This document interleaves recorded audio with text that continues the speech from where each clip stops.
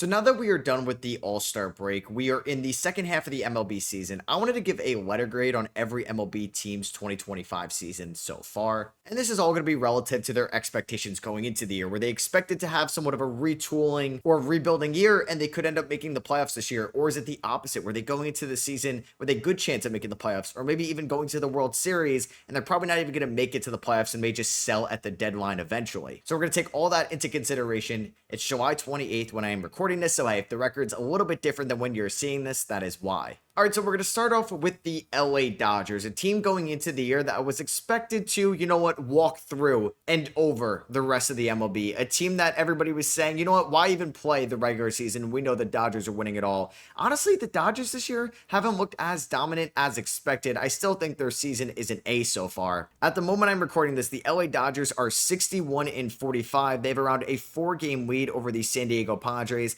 at the top of the NL West. And this is a team that's had a lot of injuries this year, yet again, to their starting rotation. Yoshinobu Yamamoto has been healthy. Same with Dustin May for the first time in his career. But Clayton Kershaw, Landon Knack, Tyler Glasnow, Roki Sasaki, Shohei Ohtani have all been injured at some points this year, as well as Blake Snell, a player they gave over $100 million to this offseason. Tanner Scott recently got hurt. And one of the best players in the MLB leading up to this year, Mookie Betts, has an OPS under 700. Michael Conforto has been one of the worst qualified hitters in all of Major League Baseball this year. But they're still a team that is 16 games above 500 because Will Smith is probably the best hitting catcher this year, not named Cal Raleigh. And Shohei Ohtani may end up winning MVP yet again. He's got a very quiet 38 home run season, leading the National League. And now that he's pitching again, he could walk away with his 4th MVP award of his career. But maybe to the Dodgers' sky-high expectations, you could give this a lower grade. But hey, multiple games above 500 with so many starting pitching injuries, and they're still 61-45. I'm giving it an A. Next up, we have the San Diego Padres. I'm going to give their season a B+. Right now, when I'm recording this, they are 57-49, a couple games back of the LA Dodgers. They're 22-16 in one-run games. And this is a team that's had some disappointments as well with their starting rotation, but more so on the production. Dylan Cease has not been the ace they needed him to be this year. He's got a 4.59 ERA. Michael King got off to a great start for them this year, but he's only pitched 55 innings. Nick Pivetta has looked like one of the best free agency signings last offseason. Randy Vasquez has been a good start for them. Stephen Kolek's given them some solid innings. But the Padres have one of, if not the best bullpen in all of baseball. Robert Suarez, a 3.38 ERA. He was an all-star. Jason Adam has been a beast this year after giving up Dylan Lesko to the Tampa Bay Rays last year. Wandy Peralta has been a beast. Jeremiah Estrada has been a beast. Adrian Morejon has been a beast as well. This bullpen, like I said, is one of the best in baseball. Their bats have been hit or miss. Manny Machado's doing Manny Machado things. He's got a 3.5 B-WAR, an 866 OPS. Fernando Tatis Jr., a 4.4 B-WAR. Jackson Merrill was off to a great start, but he's dealt with some injuries this year. And Luis Arias, Jake Cronenworth, and Alexander Bogaerts have been extremely inconsistent. AJ Preller doesn't have the deepest farm system to go out and buy this year at the deadline, but I think with all things considered, them having all the underperforming players as they have, I'm going to give this season a B+ for the Padres. For the San Francisco Giants, I'm going to give their season a B. That's even after getting swept by the New York Mets. I do appreciate Buster Posey in his first year going out and trading for Rafael Devers, who could break the streak for the 30 home run season drought or 100 RBI season drought for San Francisco Giants hitters. I've loved watching Matt Chapman this year, but a lot of other players in the Giants lineup have been disappointing. Lamont Wade before getting DFA'd. Patrick Bailey has done nothing offensively, just a 61 OPS plus. Willie Adames got off to a slow start. Jung Woo Lee got off to a strong start, but has been very cold as of late. And Rafi Devers has gone off to a good but not great start with the San Francisco Giants so far.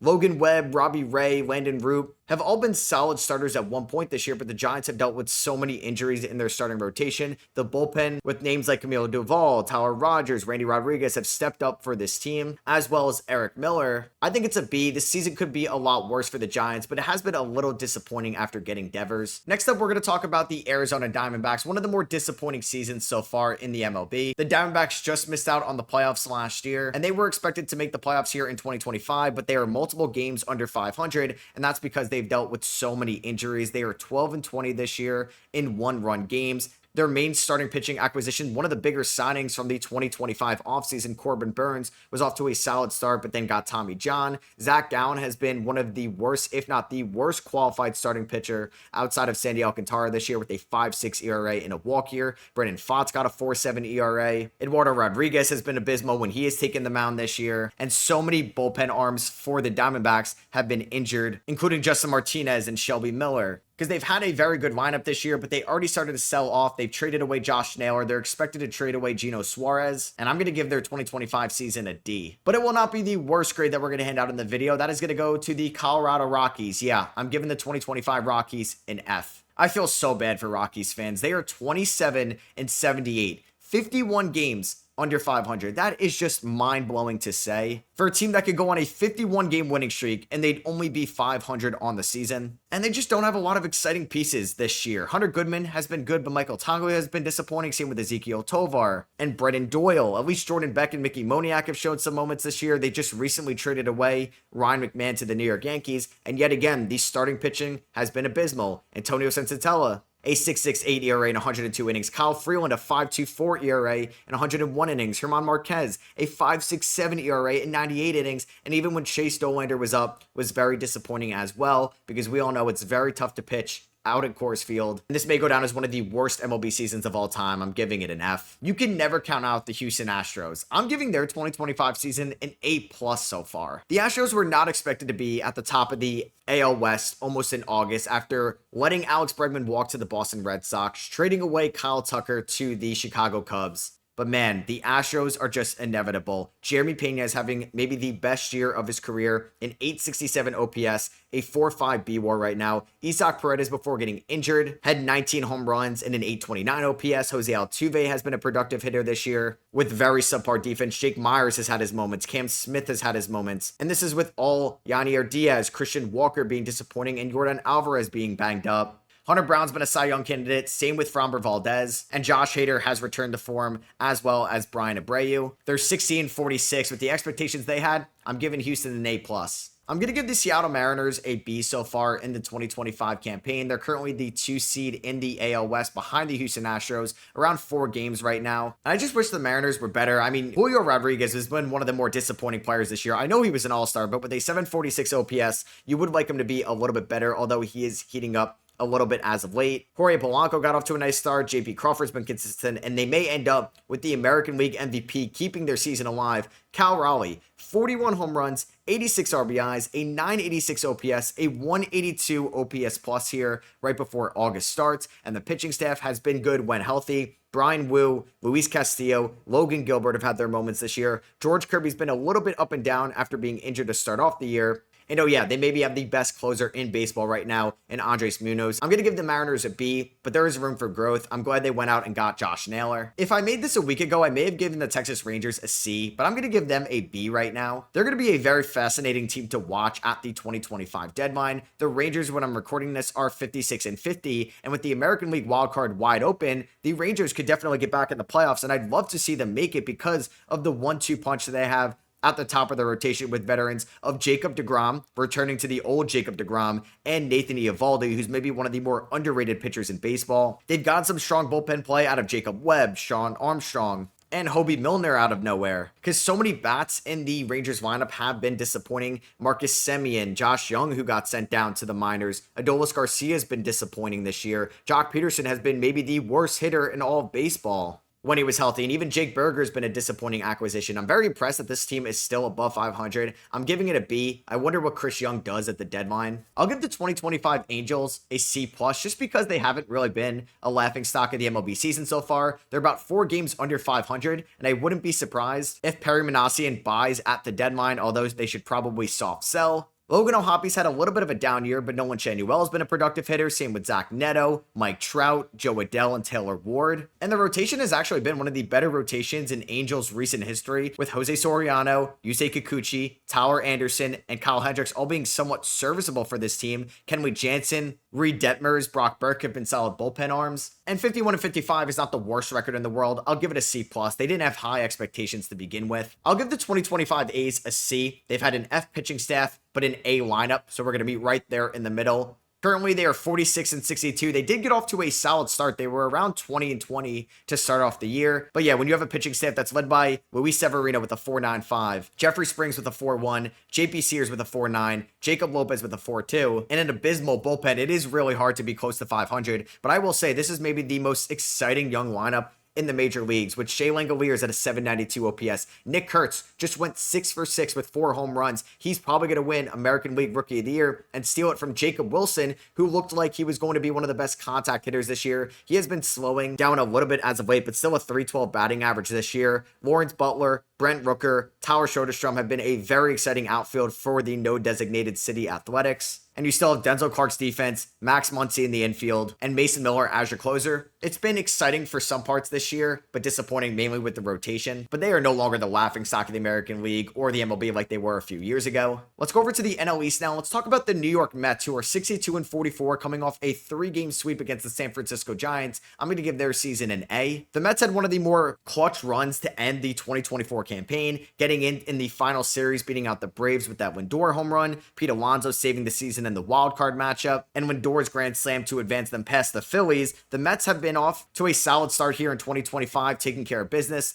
18 games above 500. And they've had a lot of inconsistent bats as well, but Brandon Nimmo's been a lot better as of late. Juan Soto has an 883 OPS. Pete Alonso and Lindor have been a little bit cool as of late, but they got off to great starts. If they can get the breakout play from Brett Beatty, Francisco Alvarez, Ronnie Mauricio, and maybe Mark Vientos if he isn't dealt, this Mets team may not even add a bat at the deadline because Starling Marte and Jeff McNeil have been serviceable bats for this team. They've one of the best closers in the MLB in Edwin Diaz, a 1.48 ERA this year in 42 innings. They've gotten solid bullpen play out of Jose Budo, Reed Garrett, and Huskar Brazaban. And this has been a consistent rotation as well, with David Peterson with a 2.83, Clay Holmes with a 3.4, Kodai Senga with a 2 ERA, and Frankie Montas and Sean Manaea have recently returned. The Mets have done what they've expected to do this year. It's an A. And same with the Philadelphia Phillies. I'm going to give them an A as well here in 2025. People thought they could have regressed a little bit this year with their aging roster, but they've been going back and forth with the Mets for the #1 spot in the NL East. Bryce Harper is doing Bryce Harper things, an 863 OPS. Kyle Schwarber, maybe one of the more underrated players in all of baseball, a 36 home run season as a DH with a 3.5 B WAR. Trey Turner's been consistent for the Phillies this year, and they may have the best starting rotation in the league, with Aaron Nola being one of the more disappointing pitchers before getting hurt. Jesus Luzardo's been a little disappointing as of late, but the 1-2-3 punch of Zach Wheeler, Christopher Sanchez, and Ranger Suarez may be as good as it gets.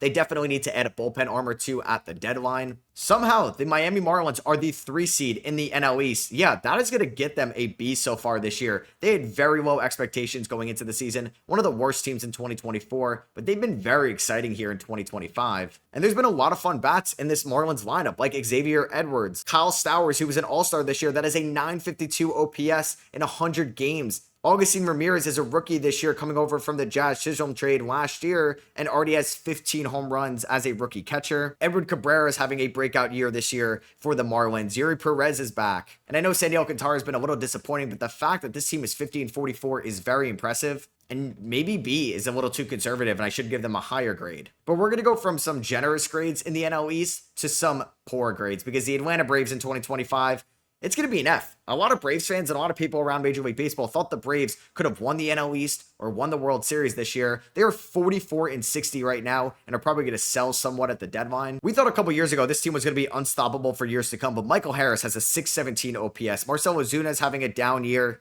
to what he did last year. Ozzy Albies has a 617 OPS. Austin Riley's got a 740 OPS. Alex Verdugo has been one of the worst qualified hitters as well this year. But it's really the starting pitching that is taking a massive hit. Chris Sale got hurt. Spencer Schwellenbach got hurt. Spencer Strider was hurt to start off the year, and the bullpen has been abysmal. Raciel Iglesias has been one of the worst closers in baseball. I still think the Braves are going to be fine in 2026, but they definitely need to add a starter or two. But a healthy Sale, Schwellenbach, and Strider will be exciting next year, but I got to give them an F for this season. And people thought the Nationals could have been a breakout team this year as well, but they're at the bottom of the NL East. I'm going to give them an F. It's kind of wild that the Marlins are 7 games better than the Washington Nationals right now. There's even talks about them trading away Mackenzie Gore, which would be very silly at the deadline. They fired Dave Martinez. They fired Mike Rizzo. Kyber Ruiz has a 595 OPS. Nathaniel Lowe has got a 679 OPS. Luis Garcia, 705 OPS. Dylan Cruz was very disappointing before he got hurt. The only bright spots of this lineup have pretty much been CJ Abrams and James Wood. And Mackenzie Gore has definitely been a very good starter for them. They might move Mike Soroka, but he's up to a 4.85 4.5 ERA. And Kyle Finnegan, when he could have got traded this year, has a 4.5 ERA as well. And it feels like the farm system has taken a little bit of a step back. The Nationals are in no better place than they were a couple years ago when they traded away Juan Soto, and before that, Trey Turner and Max Scherzer. Let's go over to the American League East, and let's talk about the Toronto Blue Jays, a team I was very wrong about in my preseason predictions.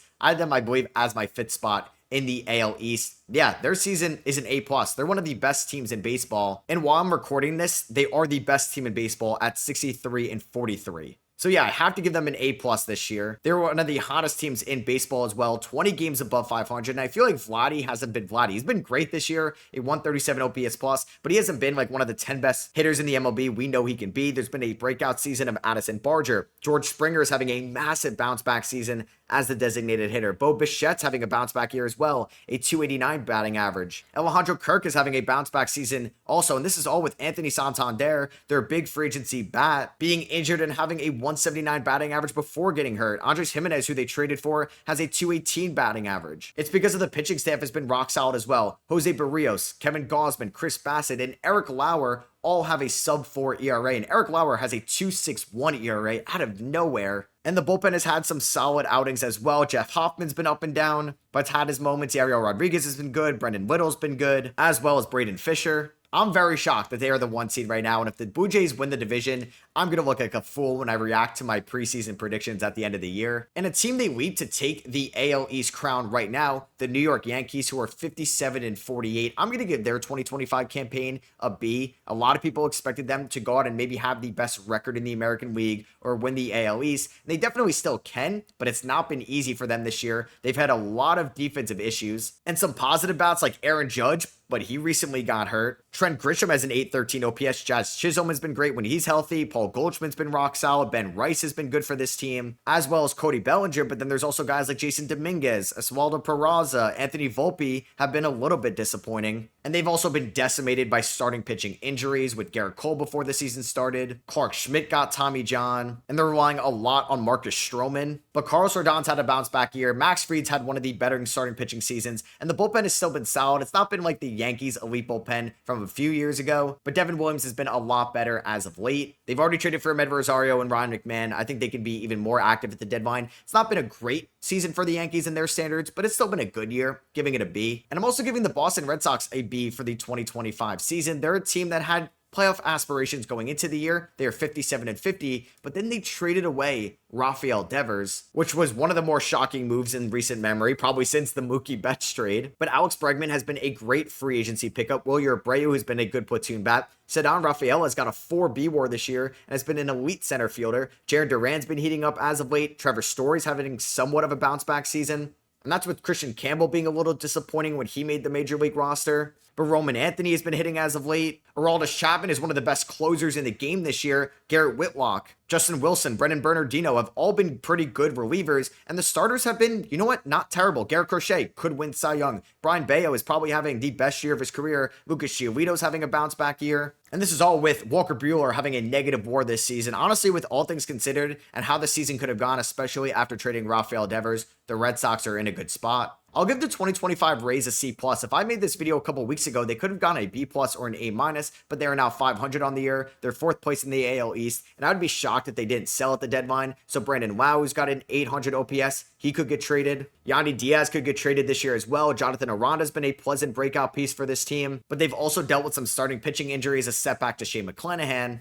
They recently sent down Taj Bradley. At least Ryan Pepio and Zach Littell have been solid pitchers for them this season, and I wonder what they do at the deadline. I was going to be nice and give the Baltimore Orioles a D, but I'm going to give them an F. A team that could have been in contention to win the AL East, but Mike Elias did little to improve this team in the offseason. He signed Tyler O'Neill. He let Corbin Burns walk to the Arizona Diamondbacks, and yes, with Corbin Burns getting Tommy John, that looks good in hindsight, but this is one of the worst starting rotations in the major leagues. At least Trevor Rogers has been on a heater, so that's offsetting the loss a little bit of Kyle Stowers from last year's deadline. They may trade Felix Bautista at the deadline or Sir Anthony Dominguez, and there's just been some bats that have been disappointing for Baltimore outside of Jackson Holliday and Gunnar Henderson, with Tyler O'Neill being disappointment, Heston Kjerstad when he's played. Colton Cowser's been somewhat disappointing this year, same with Ryan Mountcastle and definitely Adley Rushman. And they're probably going to move Ramon Laureano and Ryan O'Hearn at the deadline. The Cubs were finally aggressive in the 2025 offseason, going out and getting Kyle Tucker, and it's paid out so far. They are 62-43. tied with the Brewers at the top of the very impressive NL Central this year. I'm giving them an A+ for their 2025 season so far. They've had maybe the most exciting lineup with PCA rivaling Shohei Ohtani for the NL MVP. Kyle Tucker's been an elite bat this year. Same with Seiya Suzuki and a breakout season from Michael Busch. This is with all Ian Happ having a 704 OPS. Carson Kelly's been a productive bat at the backstop. Matthew Boyd has turned into a Cy Young candidate for the Chicago Cubs. And Daniel Palencia has been one of the best closers in the National League. I expect the Cubs to go out and do something at the deadline with their loaded farm system, but they're in a really good spot right now.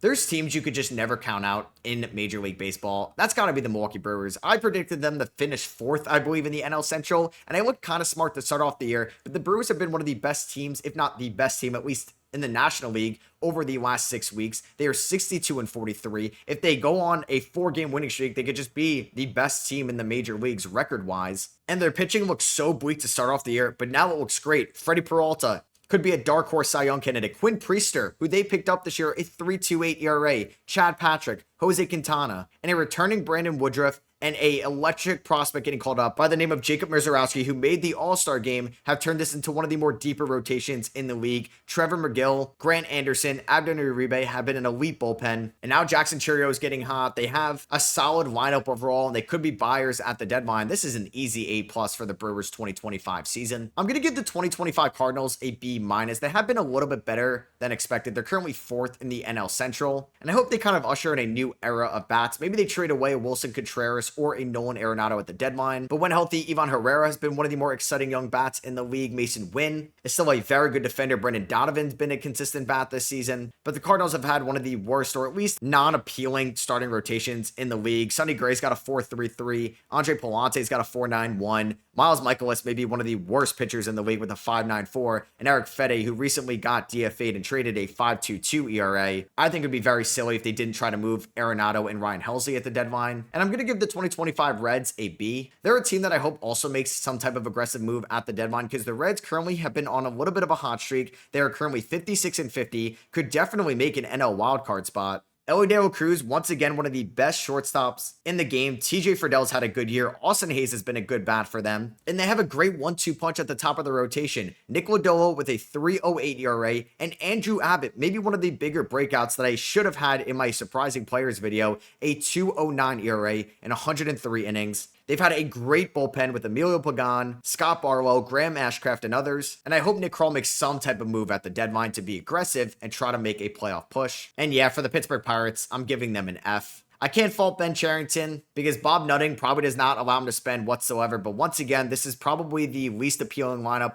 in all of the major leagues, especially with Brian Reynolds having a career worst season, a 665 OPS. Outside of O'Neal Cruz, this 2025 Pirates lineup is basically unwatchable. It's a shame too, because they have the most exciting pitcher on the planet who's leading the MLB in ERA and WAR in Paul Skeens. It's just really sad to see. At least David Bednar's had a bounce back year, but yeah, I got to give them an F. I'm going to give the 2025 Tigers an A+. I know they've not been great as of late, but they're still at the top of the American League Central. They had a fantastic finish to the end of the 2024 season. They made it to the playoffs and even made it out of the wild card round. We're seeing breakout years from Spencer Torkelson. Riley Green is turning into a star in front of our eyes. Javier Baez had a bounce back year, was an all-star. Gleyber Torres is one of the best hitting second basemen in baseball. And Tariq Skubal may go back-to-back and win Cy Young. Casey Mize, Reese Olson have been better. And Will Vest has been a very solid closer for the Tigers as well. This is all with Jack Flaherty having a 4.5 ERA. And it was kind of up for grabs going into the year to win the AL Central. And the Tigers have definitely exceeded expectations. They are 61-46.